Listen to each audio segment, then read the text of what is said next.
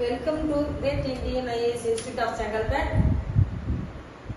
மேத்தமெட்டிக்ஸ்னால எல்லாருக்கும் கஷ்டம்னு சொல்லுவாங்க. ஆனா அதெல்லாம் அவ்வளோ ஒன்றும் இல்லை. நம்ம எடுத்துக்கிறதுலையும் அதை நம்ம கவனிச்சு பார்க்கறதுலயே தான் இருக்கு. நம்ம அதோட தான் டெய்லியுமே வாழ்ந்துட்டு இருக்கோம். ஆனா அதை தனியா நம்ம பிரிச்சு பார்க்குறப்போ அது நமக்கு பெரிய கஷ்டமா தெரியும்.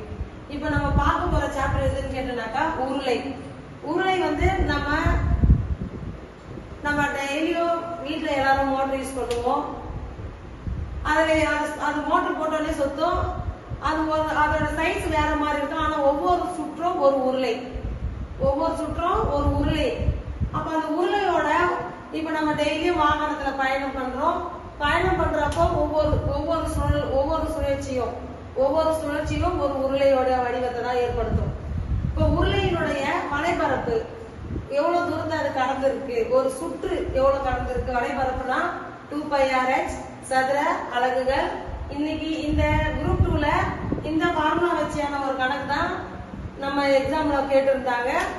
அடுத்தது உருளையோட மொத்த பரப்பு 2πRh+r total surface of area. உருளையினுடைய கன அளவு வால்யூம் ஆஃப் ஒரு சிலிண்டர் πr²h கன அலகுகள் அப்படின்னு சொல்லுவோம்.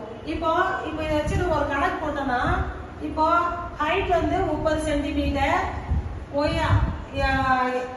ஆரம் 14 சென்டிமீட்டர் உள்ள உருளையோட வலைபரப்பு மொத்த பரப்பு அதோட கன அளவை இந்த வீடியோ பதிவுல பார்க்கலாம்.